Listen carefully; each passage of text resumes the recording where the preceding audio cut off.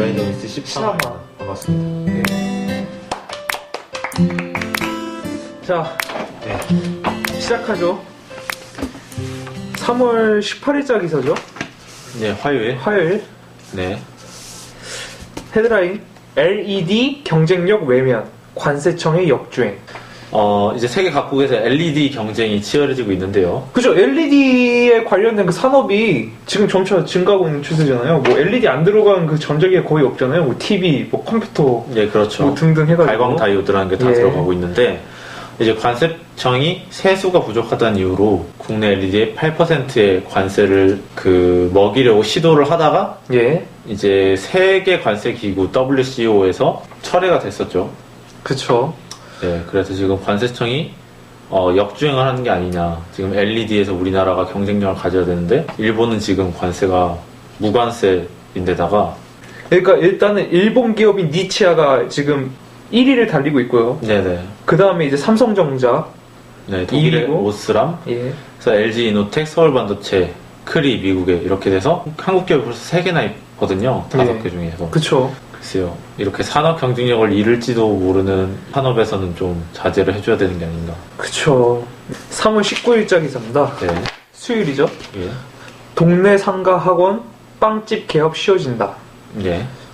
이 기사는 원래 동네에 만약에 상가에 예, 그 빵집이 있다면 말이죠. 예, 그 빵집이 400제곱미터 이상은 할 수 없다. 예를 들어서 이렇게 돼 있으면은 예전에는 제가 이제 300제곱미터로 하나를 세우고 예, 이제 민영이 또 하나 세우려고 그러면 안 됐다는 거죠. 그쵸. 왜냐하면은 이 상가 전체의 빵집 넓이가 그렇게 되면 안 되기 때문에. 그래서 지금 전체적으로 바꾼 게 학원이든 빵집이든 500제곱미터로 무조건 해서 소유주가 다르다면 몇 개가 되든지 상관없이, 그러니까 500제곱미터로 저 하나, 민영 하나, 뭐 새로 뭐 박형 하나 이런 식으로 계속 지을 수 있다는 거죠. 그쵸. 근데 그러면 예전 거는 이렇게 됐다는 거네요. 만약 우영이 300제곱미터를 지었으면 제가 200제곱 이내 미터 안에서만 지을 수가 그렇죠. 있죠. 그렇게 딱 지을 수가 있는 거죠.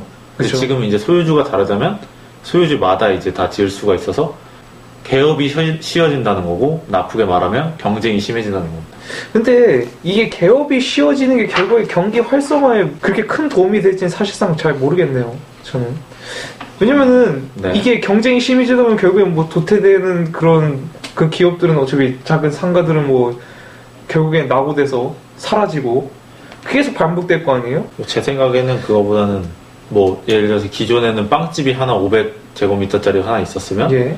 그 상가에는 어쨌든 빵집이 더 이상 못 들어왔는데 이제는 뭐 2개든 3개든 들어올 수 있으니까 이제 뒤늦게라도 새로 들어온 곳이 뭐 대형 자본을 기반으로 한 프랜차이즈다. 예. 그러면 사실 그냥 일반 소상공인들은 좀 피해를 입을 수도 있고. 그럴 수 있겠네요. 3월 20일자 기사입니다. 네. 차 생산직 은행원 호봉제 없애라.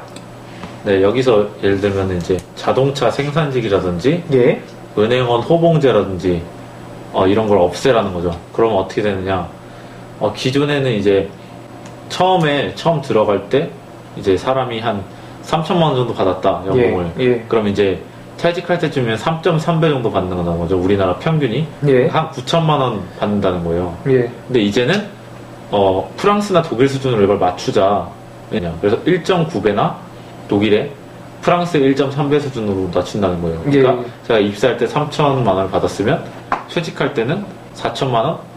그 정도 받는 거죠, 사실. 그쵸. 이 호봉제를 없애고 결국엔 이제 능력제라든지 그쵸. 아니면 그 직무의 어떤 노동 강도가 셀 경우 뭐 조정을 하자는 건데, 사람들이 나이가 먹으면서 연봉 서열제로 인해서 너무 많은 임금을 받아가니까 기업의 경쟁력도 떨어지고 그리고 고용도 잘 창출이 안 되니까 연봉 상승폭을 줄이자는 거죠, 전체적으로. 예. 근데 우영이 아까 네. 서대 얘기했던 거는 약간 좀 이게 아니라는 식의 얘기해놓고는 현상 설명만 해주면 어떡할까? 왜냐면은 저는 이 객관성을 유지해야 되기 때문에 쳐야 뭐 이게 안 좋다고 생각하죠. 왜냐면은 저는 사실 미래 노동자가 될 것이고 예비 노동자로서 연봉이 계속 올라간 연봉 서열제가 전 좋죠. 그래서 노동계에서도 상당히 반발이 있었죠. 반발이 있고, 지금 재계에서는 시적절하다. 저는 그렇게 생각하죠. 민영 생각에는 근데 이제 제 생각에는 그 지분들이 새로운 고용 창출로 돼서 그러니까 다 같이 이제 나눠 갖는 뭐 이런 걸 생각하시는 것 같아요. 기존에는 9천만 원을 고용해야 되는데 만약에 50대 노동자면 그쵸. 이제 50대 노동자 2명을 4,500만 원에 고용할 수 있는 가이드라인을 정부가 제시한 거죠. 그쵸. 이게 강제가 아니라 결국 강제성 가이드라인이니까요. 네. 고용부에서. 그리고 이게 제 생각에 이게 좀 유익하다고 더 생각되는 거는 네. 점점 고령화 사회가 되고 있고 네. 그다음에 이 통상 임금에 대한 그 확대에 대해서 이제 기업이 굉장히 부담을 많이 갖고 있거든요. 네. 그렇기 때문에 결국에 이 50대나 뭐 60대 이런 연공소유제로 간다면 생산성이 떨어지는 사람을 더 많은 임금을 주게 되는 거라는 거죠. 그런 거는 제가 봤을 때 기업의 부담만 늘릴 뿐, 뭐 전혀 네. 뭐 경쟁력에 도움이 되지 않는다고 저는 생각이 되기 때문에. 저는 이게 말이죠. 처음 입사해서부터 30년, 40년 일하는데, 예. 연봉이 안 올라요. 1.3배면 안 오른 겁니다. 그냥, 진짜, 안 오른다고요. 그냥, 아니, 안 오르는 아니, 겁니다. 무슨 이거는. 뜻인지 알겠는데. 네, 이거는 예. 뭐냐면은, 정말 안 30년, 오르는 40년 거예요. 일해도, 그냥, 잘 모르겠습니다. 그러니까 뭐 네. 저랑 뭐 우영이랑 입장이 다르긴 하지만, 네네. 사실 뭐 어떤 정책이든지 간에 양날의 검은 다 있어요. 3천만 원 받았는데 퇴직까지 4천만 원? 아주 1년에 한 15만 원 오르십니까? 아니, 근데, 문제는 뭐냐면요. 프랑스하고 독일은 이미 그렇게 하고 있다는 거예요. 프랑스랑 독일은 복지국가고 그러면 애초부터 따박 나오고 따박따박하게 만들어요, 그러면. 독일은 지금 제가 아는 분이 독일에서 인턴하는데 독일은 초봉이 이미 6천이에요. 거기는 다르단 말입니다. 우리나라랑. 우리나라랑 다르겠죠. 다른데 왜 우리나라에서 이런 거 하려나 그러는 거예요. 유럽이나 하는 겁니다, 여러분. 유럽이나 하는 건데 네. 지금 잘못된 그 가이드라인을 제시했다라는 거죠. 오영은 현실에 그 맞지 않는 가이드라인이라는 거죠. 제 생각은 이렇습니다. 그러니까 이거를 당장 뭐 없애라는 것도 아니고 이게 강제력이 있는 것도 아니니까 차근차근 단계적으로 없애자 이거죠. 단계적으로 나가는 게 좋지 않겠냐라는 생각입니다. 자, 금요일입니다. 3월 21일 그렇죠. 예. 그 다음에 박 대통령 기업인 7시간 한 목소리로 규제 난타. 이거 뭐 한 문장으로 요약하면은 박근혜 대통령이 규제를 없애라. 규제를 없애서 어떻게든 기업을 활성화시켜서 우리나라 경기를 활성화시키자. 그러니까 이 박 대통령은 결국 규제 이꼴 취업 자리를 없애는 그냥 악이라고 보는 거죠. 네, 그래서 뭐 지금 현재 규제가 1만 1,000건인데 연내 10% 감축, 네. 임기 내 20% 감축해서 최소입니다. 최소. 그렇죠. 그러니까 지금 있는 규제 10개 중에 2개는 없애겠다는 거예요. 그쵸. 8개만 남기고 그리고 규제 비용 총량제라는 거 만들었어요. 예. 이게 뭐죠? 규제 비용 총량제라는 건 네, 그러니까 새로 도입되는 그 규제 드는 비용이 있을 거 아닙니까? 그렇죠. 그거를 그 기존에 있던 규제를 그 비용만큼 다시 빼낸다는 거예요. 그렇죠. 그러니까 결국에 총량을 일정하게 맞춘다는 거죠. 그렇죠. 비용에 규제가 대한. 새로 생기면 예전의 규제를 없애서 비용을 딱 맞춰주자는 거죠. 그쵸. 사실 밑도 끝도 없이 규제를 없애라. 규제를 없애면 살 것이다. 아마 규제를 없애다 보면 우리나라가 기업 강국이 될 것 같습니다, 지금. 지금 앞에 거랑 합치면은 기가 막히거든요, 이제. 그러니까 미래의 정부가 원하는 상황은 이거예요.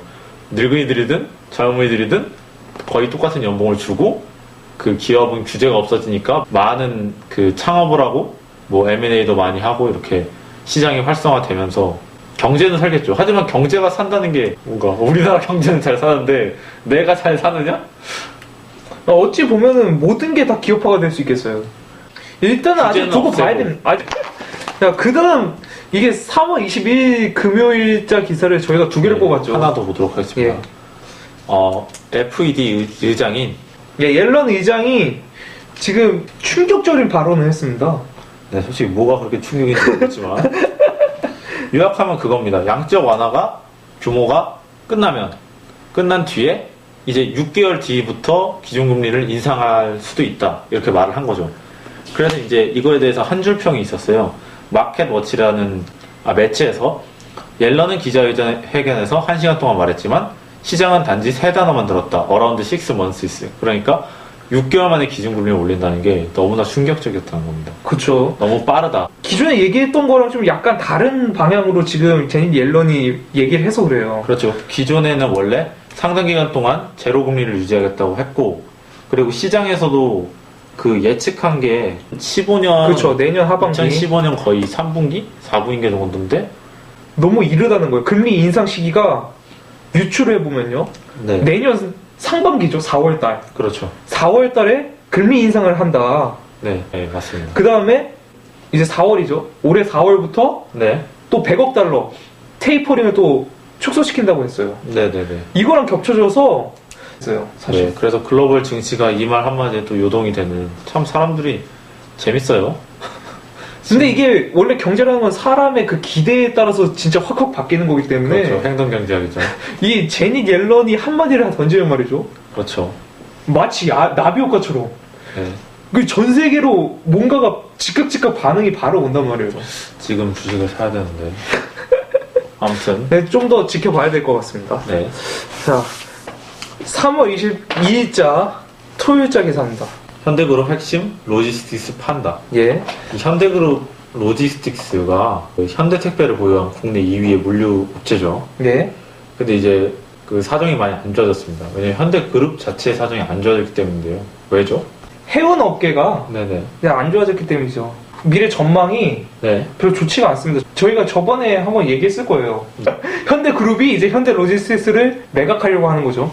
원래는 이 현대로지스틱스를 사실상은 코스닥에 상장시키려고 했어요. 네, 맞아요.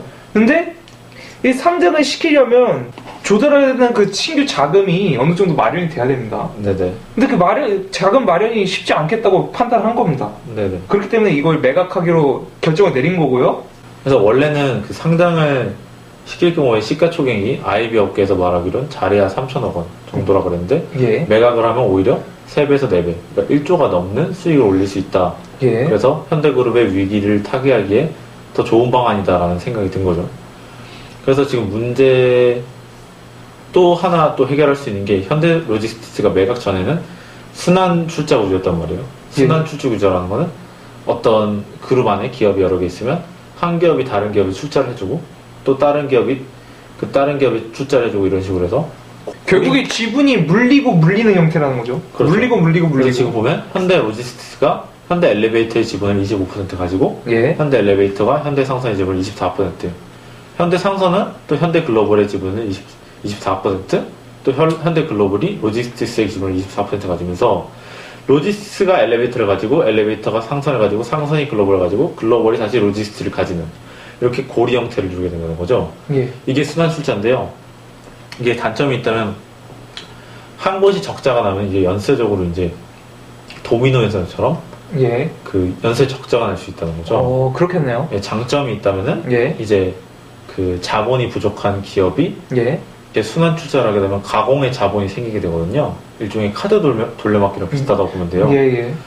근데 이거를 현대 로지스틱스를 매각을 하게 되면 그 중간에 그 현대 상선과 현대 글로벌과 현대 엘리베이터를 묶고 있는 이 현대 로지스틱스라는 이 나사가 풀어지면서 이 매듭이 잘리면서 수직 계열화 체제가 된다는 거죠. 현대 예. 글로벌에서 현대 엘리베이터, 현대 상선으로 내려가는 그 일종의 직선 형태가 되는 거죠. 예. 환 형태에서. 예, 예. 네. 이렇게 되면은 이제 어떤 연쇄 적자라든지 이런 문제를 이제 해결할 수가 있고. 기업의 그 과열화 양상, 경영 과열화 양상을 이제 좀 줄일 수가 있겠죠.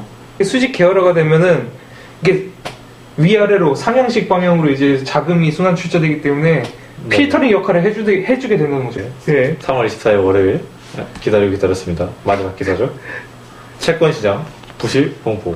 저 KTENS라는 그 배달의 민족이 있었죠. 그 최배달실 이제 돌아다니면서 외상 담보 매출 채권. 그쵸. 예, 그걸로 해서 이제 사기를 치던 직원이 있었죠.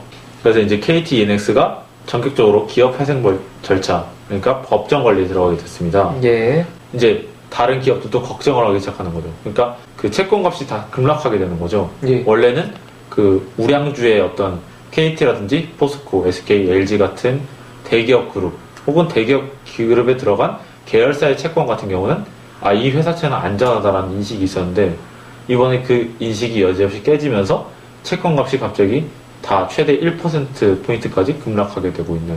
결국에 이런 모기업 지원 그 프리미엄 실종이 되면서 네. 이제 우량 계열사 이제 돈줄도 꼬이게 되는 겁니다. 회사채 시장이 요동치게 되고요.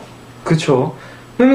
그러면서 이제 이게 결국엔 뭐를 나타내냐, 이제 금리가 이 채권하고 채권 그 가치랑 금리랑 이제 반비례 관계가 있기 때문에 네네. 금리가 점차 오른다는 얘기를 해주고 있어요, 이 기사가.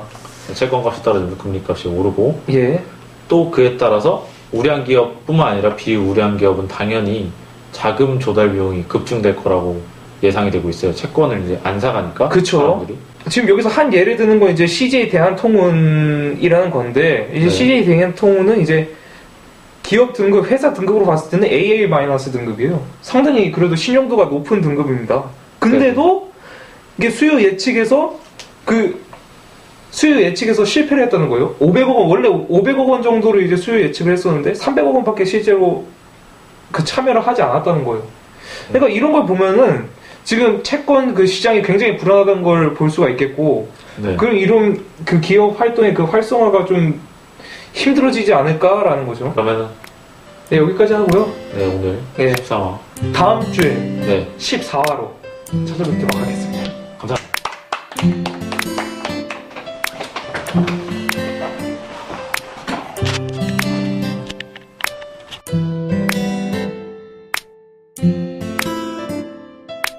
thank you